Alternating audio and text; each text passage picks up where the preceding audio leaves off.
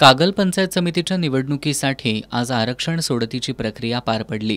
करवीरचे प्रांताधिकारी प्रसाद चौगले आणि तहसीलदार अमरदीप वाकडे यांच्या उपस्थितीत ही प्रक्रिया पार पडली।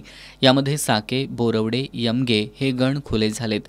सिद्धनेरली, म्हाकवे, हळदी हे गण सर्वसाधारण महिला प्रवर्गासाठी आरक्षित झालेत।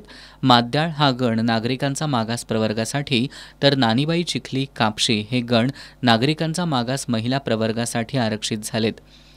मौजे सांगाव हा गण अनुसूचित जातीसाठी, तर कसबा सांगाव हा गण अनुसूचित जाती महिला या प्रवर्गासाठी आरक्षित झालाय।